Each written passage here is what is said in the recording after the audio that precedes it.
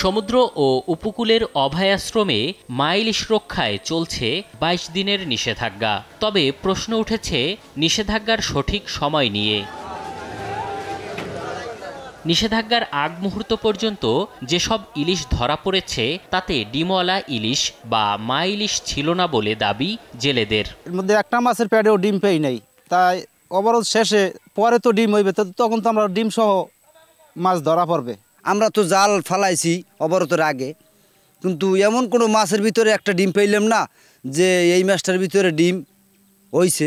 সরকার কি জন্য জবরদস্ত দিচ্ছে এইটাই বলতে পারি না।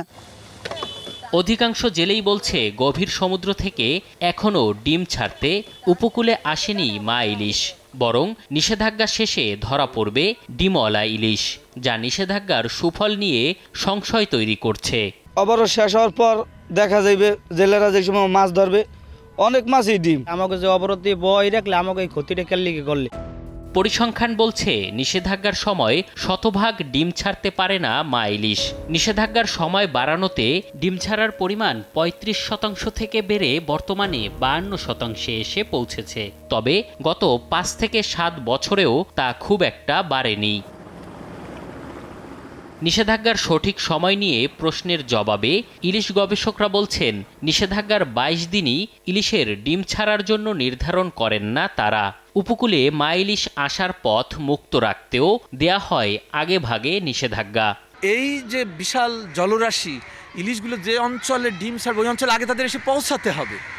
এই পৌঁছানোর জন্যে তারা পেটে পুরোপুরি ডিম আসুক আর না আসুক, একটা পূর্ণিমার সামনে তার কয়েকদিন আগে থেকে ৭ই অক্টোবর পূর্ণিমা, তার ৩ দিন আগে অর্থাৎ ৪ঠা অক্টোবর থেকে এটা নির্ধারণ করা হয়েছে তাদেরকে এই জায়গায় আসতে হবে। মৎস্য অধিদপ্তর বলছে শুধু গবেষক নয়, নিষেধাজ্ঞার সময় নির্ধারণে জেলে থেকে শুরু করে সংশ্লিষ্ট সবার পরামর্শই নিয়ে থাকেন তারা।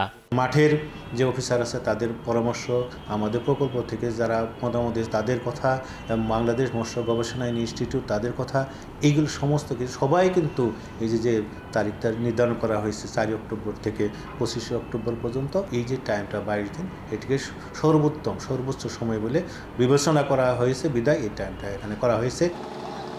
এবছরও শতভাগ নয়, মা ইলিশের ৬০% ডিম ছাড়ার লক্ষ্যমাত্রা নির্ধারণ করা হয়েছে।